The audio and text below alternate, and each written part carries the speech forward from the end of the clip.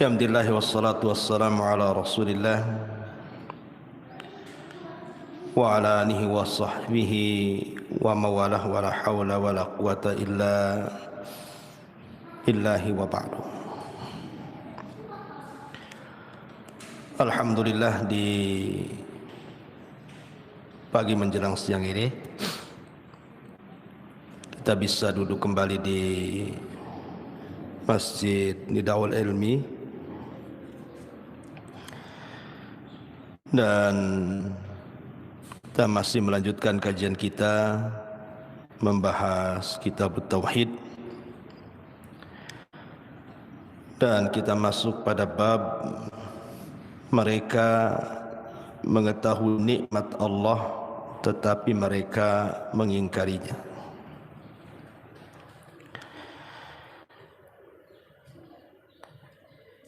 Di sini muallif rahimahullahu taala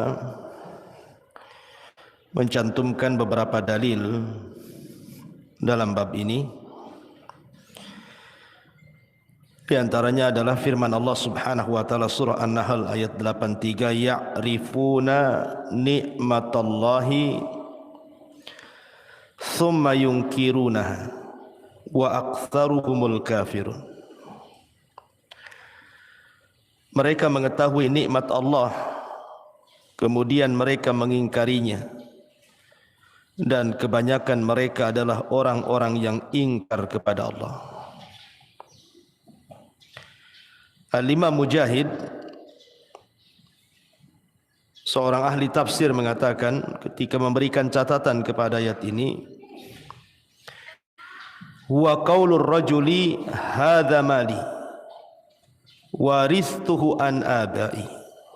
Maksudnya adalah perkataan seseorang, ini adalah harta kekayaan yang aku warisi dari nenek moyangku. Kemudian Aun ibn Abdillah juga mentafsirkan dengan perkataannya, yaquluna laula fulan lam yakun kadza. Kalau bukan karena si fulan tentu tidak akan menjadi seperti ini. Kemudian Ibnu Qutaibah juga berkata, hadza bi syafaati alihatina. Nikmat ini dikarenakan syafaat dari Tuhan-Tuhan kami atau berhala-berhala kami. Taib. Dalam bab ini mu'allif rahimahullahu ta'ala ingin menjelaskan kepada kita tentang pentingnya mensyukuri nikmat Allah Subhanahu wa ta'ala. Jangan sampai kita mensyarikatkan Allah dengan yang lainnya dengan menasabkan nikmat itu kepada selain Allah sehingga terjerumus kepada kesyirikan dan kekufuran. Ma'asyiral muslimat yang dimuliakan Allah Subhanahu wa taala,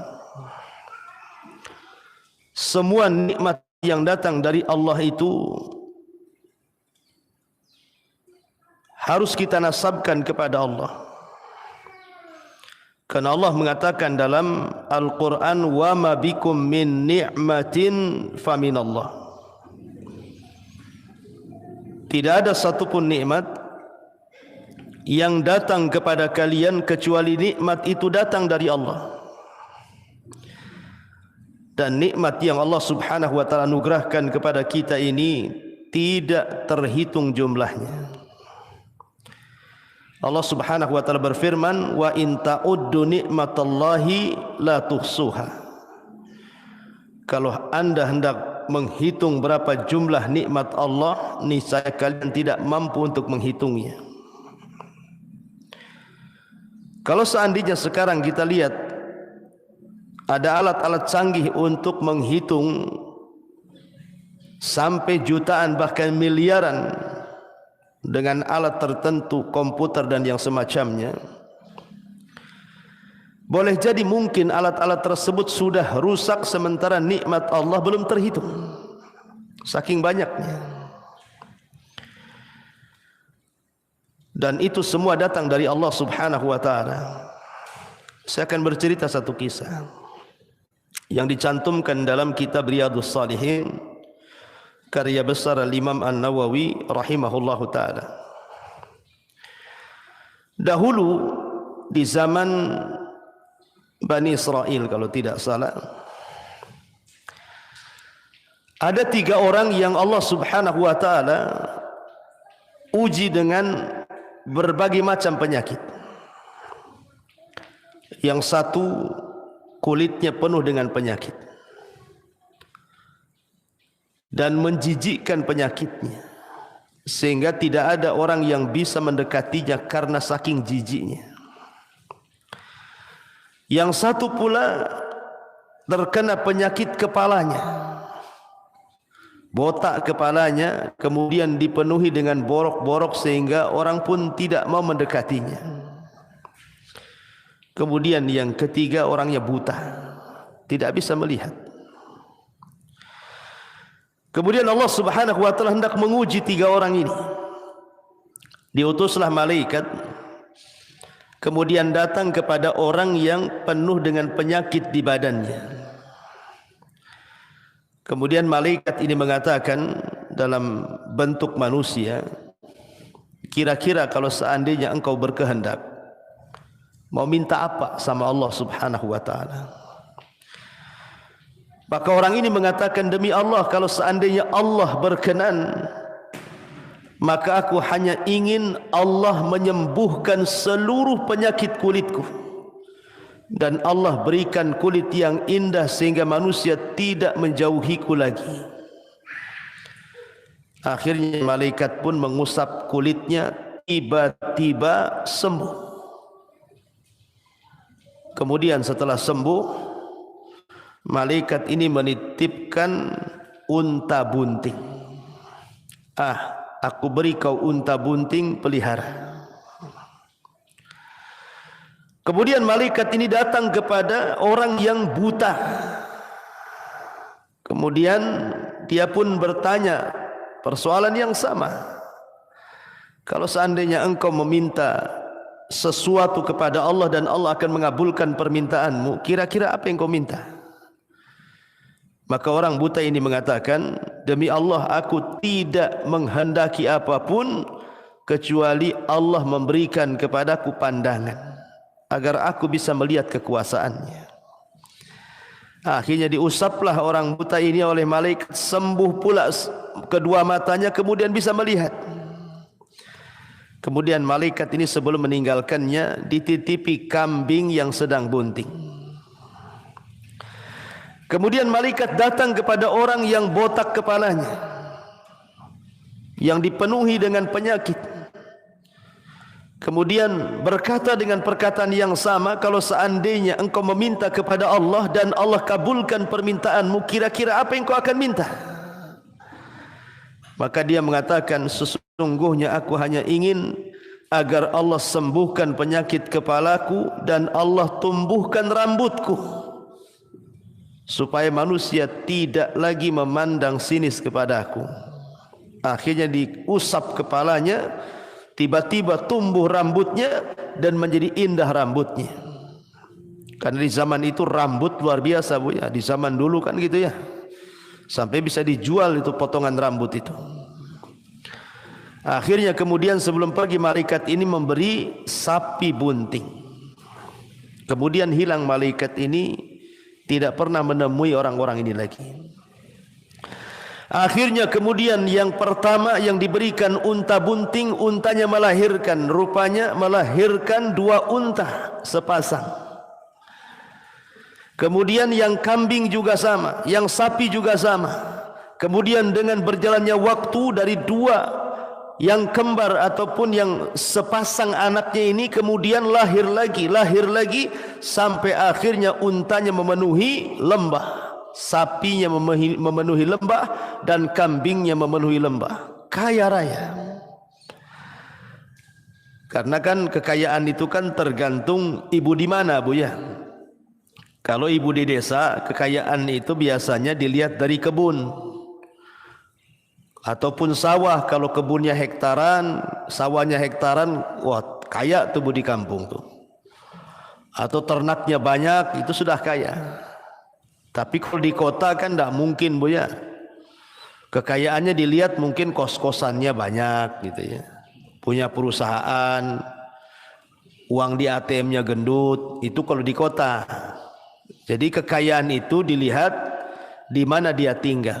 Lah kebetulan di zaman itu kekayaan dilihat dari banyaknya ternak. Sudah kaya raya, maka Allah Subhanahu wa taala hendak menguji nih 3 orang ini. Diutus malaikat lagi, kemudian datang kepada orang yang pertama, tapi dalam bentuk seperti orang itu terkena penyakit dulu. Jadi malaikat ini menjelma sebagaimana manusia yang terkena penyakit kulit. Maksudnya diingatkan kalau dia itu pernah seperti dia. Kemudian Allah berikan nikmat, bersyukur enggak gitu ya. Jadi malaikat ini yang pura-pura sakit kulit datang kepada orang yang dulunya terkena penyakit kulit kemudian sembuh, sekarang sudah kaya. Dia mengatakan, sesungguhnya aku orang susah, orang miskin. Bisa enggak engkau berikan 1 untamu kepadaku? Tiba-tiba kemudian orang ini dengan sombongnya mengatakan, enak saja. Ini unta adalah warisan dari moyangku. Hadza mali waristuhu an abai, katanya. Ini adalah harta kekayaan yang aku warisi dari nenek moyangku. Enak saja kau datang meminta zakat, katanya. Pergi kau. Kemudian malaikat ini mengatakan, seandainya kau dusta bahwa harta itu adalah harta dari warisan bapakmu, bukan harta yang Allah berikan kepadamu, maka Allah akan kembalikan kepada kondisimu semula, katanya. Akhirnya malaikat ini pergi. Rupanya betul, selang beberapa waktu tiba-tiba kemudian orang ini kembali sakit kulitnya, kambuh. Kemudian untanya 1 persatu habis. Akhirnya miskin lagi. Kemudian malaikat ini datang kepada orang yang dulunya botak kepalanya, dalam bentuk botak kepala, penuh dengan penyakit, sama juga minta sedekah dan zakat. Kemudian diingatkan nikmat Allah, bahwa dulu engkau seperti saya, kemudian diberikan nikmat, sekarang sudah kaya raya, tolonglah berikan 1 sapimu kepada aku. Tiba-tiba dia mengatakan, hadza mali warithuhu an abai, enak saja. Ini kekayaan yang aku warisi dari nenek moyangku. Dia pun kufur nikmat. Kemudian malaikat pun meninggalkannya dan mengatakan, kalau engkau berdusta, maka Allah akan kembalikan ke keadaan semula. Ternyata betul, malaikat pergi. Setelah beberapa waktu kepalanya mulai rontok, kemudian botak lagi, penuh dengan penyakit, kemudian semua sapinya dimusnahkan sehingga menjadi fakir, miskin dan penuh dengan penyakit di kepalanya, persis seperti semula.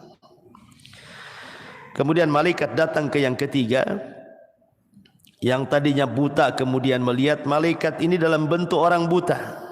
Rupanya yang buta ini pekah. Dia teringat di waktu butanya, sehingga ketika malaikat yang berbentuk orang buta ini meminta zakat, dia mengatakan, sesungguhnya dengan aku tidak buta mampu melihat dunia dan kekuasaan Allah, ini sudah cukup. Kalau engkau ingin kambing, ambil kambingku 1 lembar, katanya. Syukur dia. Dan Allah mengatakan, la in syakartum la azidannakum. Kalau kalian syukur, ku tambah nikmatku kepada kalian. Akhirnya malaikat ini ngaku bahwa aku adalah malaikat yang Allah utus untuk mengujimu, dan engkau lulus dari ujian Allah Subhanahu wa taala, sehingga engkau tidak akan buta kembali dan kekayaanmu akan terus bertambah dan bertambah. Begitulah orang yang syukur dan orang yang kufur. La in syakartum la azidannakum wa la in kafartum inna adzabi lasyadid. Kalau kalian syukur, ku tambah nikmatku. Tapi kalau kalian kufur, maka azabku sangat pedih, kata Allah. Inilah makna daripada ya'rifuna ni'matallahi thumma yunkirunaha wa aktsaruhumul kafirun. Mereka mengetahui nikmat itu datang dari Allah, tetapi mereka mengingkarinya dan kebanyakan mereka ingkar kepada Allah Subhanahu wa taala. Ma'asyiral muslimat yang dimuliakan Allah Subhanahu wa taala, lalu sikap seorang mukmin dengan nikmat Allah itu seperti apa? Kalau seandainya ibu mendapatkan nikmat itu, kira-kira apa yang harus ibu lakukan supaya nikmat itu jangan dicabut dan nikmat itu akan tetap langgeng kepada ibu, bahkan ditambah? Yang pertama, Bu, al-i'tirafu bil qalbi. Akui bahwa nikmat itu datang dari Allah. Ibu harus mengakui nikmat itu harus dinasabkan kepada Allah. Jangan seperti Qarun, Bu. Qarun ketika datang petugas zakat dari Nabi Musa hendak mengambil zakatnya, apa kata Qarun? Innama utitu min ilmin indi. Enak saja kau datang, katanya.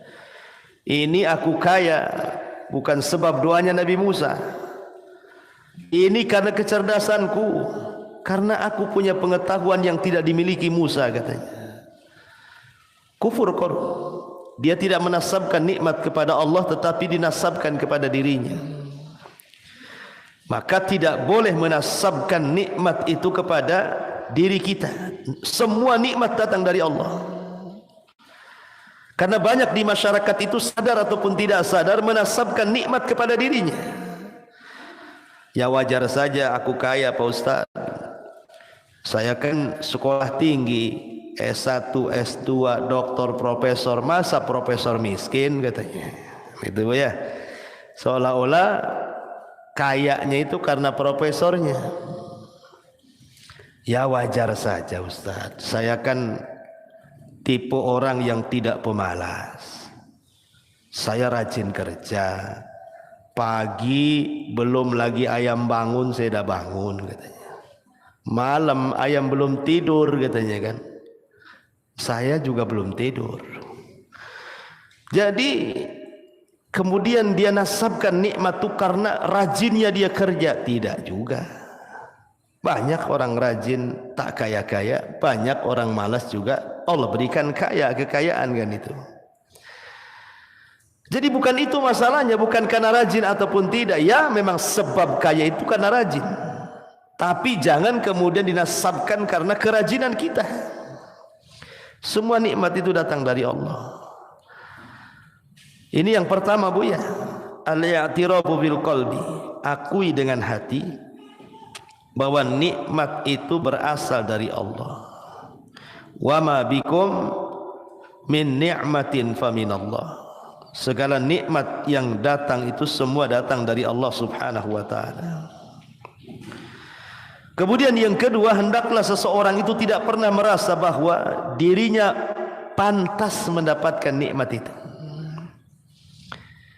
Jangan diyakini ya sudah pantas saya ini mendapatkan seperti ini. Kalau si anu ya pantas juga si anu seperti itu, makanya tidak diberikan seperti yang diberikan kepada saya. Tak boleh, Bu, ngomong begitu. Itu persis seperti firman Allah Subhanahu wa taala. Kalau diberikan nikmat dia mengatakan Rabbi akraman. Tapi kalau tidak diberikan nikmat dia mengatakan Rabbi ahanan. Kan ada sebagian manusia itu, Bu, kalau seandainya diberikan nikmat dia mengatakan Rabbi akraman. Rabbku sedang memuliakan aku. Tapi kalau seandainya diberikan musibah dia mengatakan apa? Rabbi ahanan. Rabbku sedang menghinakan aku, katanya. Enggak ada kaitan sama sekali. Karena harta itu bukan tanda orang itu baik. Orang kaya loh bukan tanda dia baik. Karena kaya dan miskin itu dua-duanya ujian dari Allah. Saya teringat, Bu, satu kisah. Ini kisah nyata. Saya sendiri mengalaminya. Saya ketemu orang tua, Bu. Orang tua ini tidak salat. Tidak pernah salat. Salat itu paling malas dia. Tapi kalau cerita Bu, membanggakan dirinya luar biasa. Jadi dia cerita sama saya begini, Ustadz, saya ini orang paling bahagia nampaknya katanya. Kok bisa Bu? Iyalah, saya itu ya nikah dengan suami pertama. Suami saya pertama itu usahanya luar biasa, orang kapal. Jadi selama dia kerja itu dikirim terus duit itu, sampai akhirnya meninggal. Saya sangka ketika suami saya meninggal, habislah hidup saya katanya. Rupanya saya dilamar sama pedagang katanya. Makin lagi kaya. Tadinya saya cuma punya 2 rumah, akhirnya saya bisalah bangun beberapa toko. Sampai akhirnya meninggal juga. Terus suami ketiga Bu, dapat lagi suami ketiga PNS, orang pengadilan katanya. Kemudian 2 tahun pensiun, mati katanya. Uang pensiunnya saya yang ngambil katanya. Bayangkan. Jadi orang ini ngomong begini, coba Allah itu sayang sama saya Ustaz. 3 suami saya itu tidak nyusahin saya katanya. Semua ngasih kekayaan sama saya. Coba kalau Allah nggak sayang itu apa namanya katanya. Nggak sholat ya Bu. Dikira yang seperti itu bentuk sayang Allah kepada dia. Salah Bu.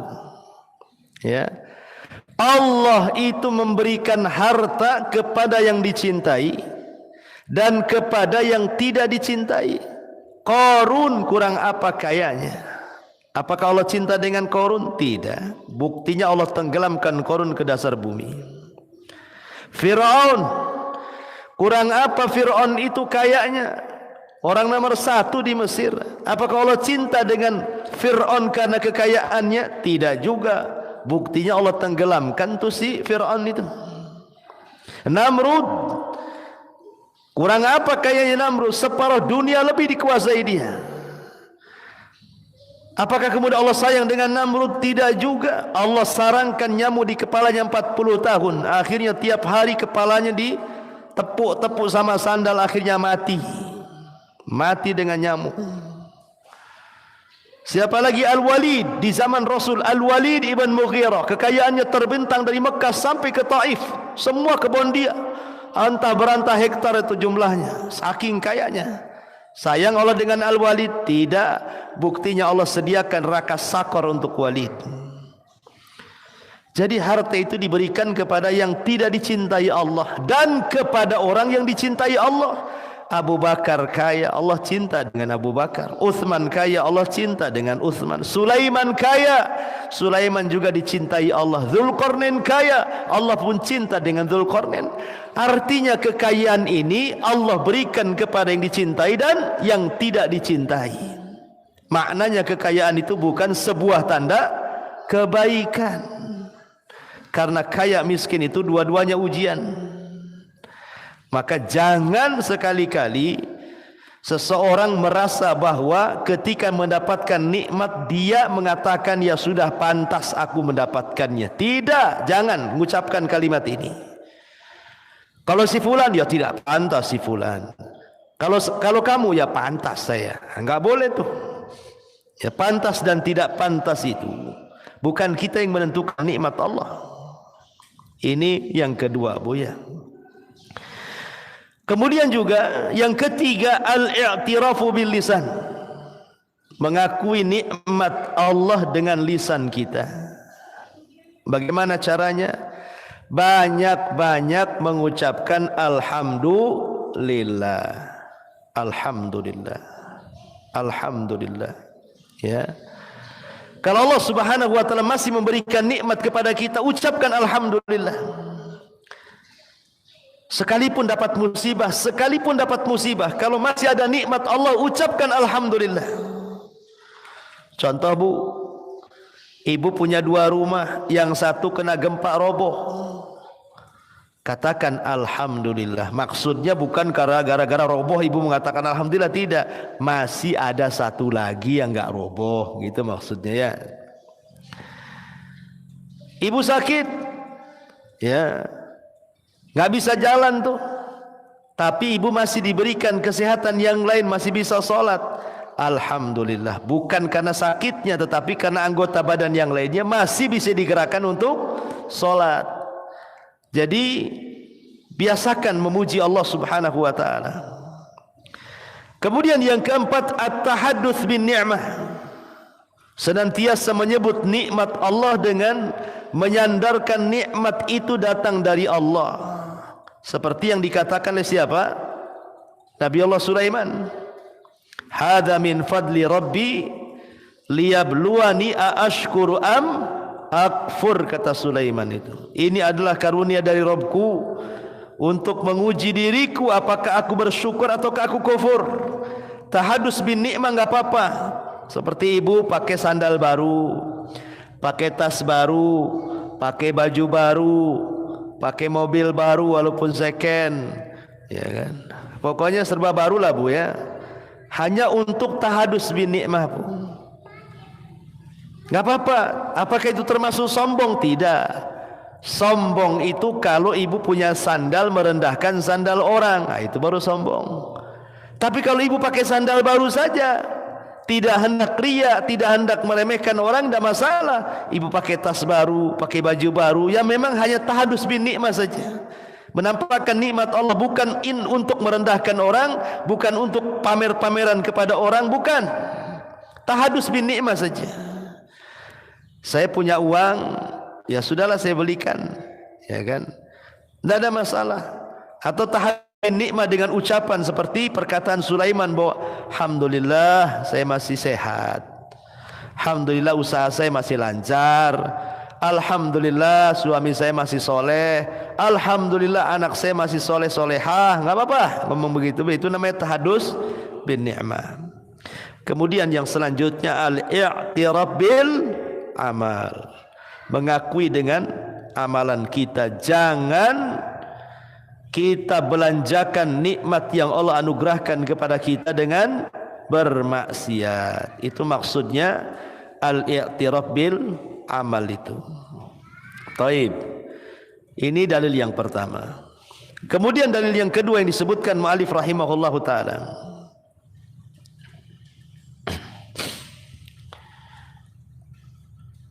Berkata Abul Abbas, maksudnya Syekhul Islam Ibn Taimiyah rahimahullahu ta'ala,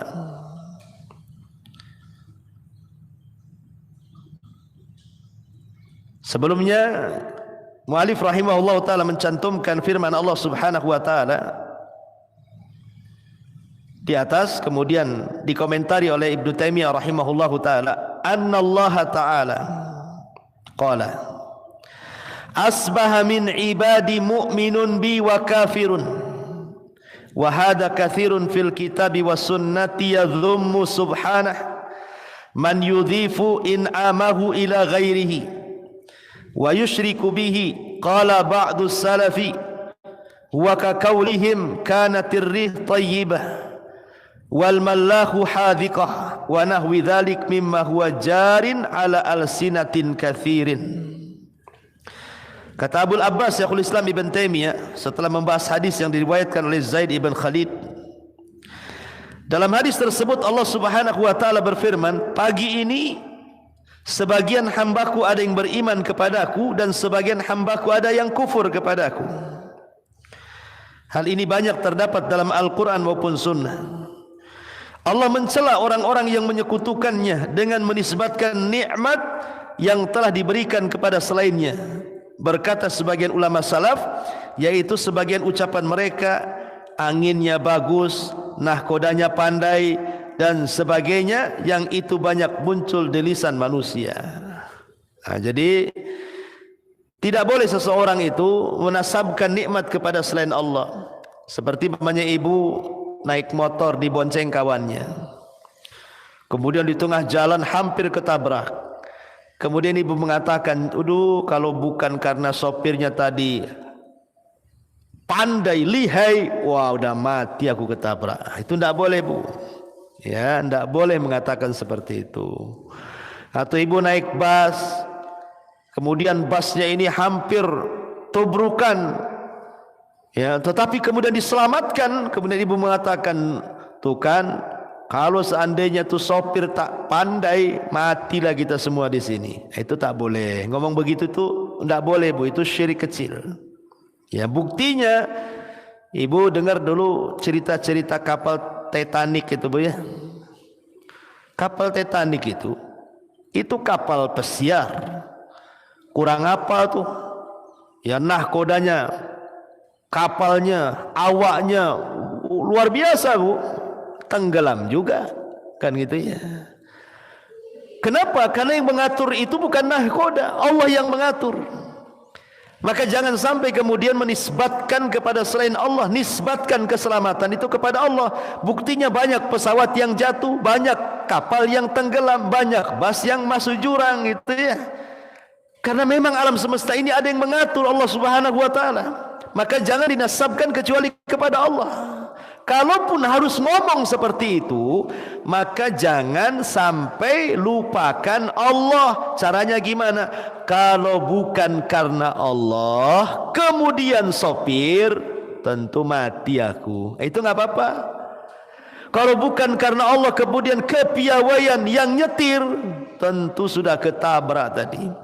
Kalau bukan karena Allah, kemudian kehandalan nahkoda, tentu tenggelam kapal ini. Itu tidak apa-apa. Disinilah yang benar kalimatnya. Jangan lupa kalau karena Allah itu jangan sampai lupa dalam lisan kita. Kalau bukan karena Allah, kemudian anjing sebelah yang menggonggong, habislah rumah itu kecurian, gitu ya.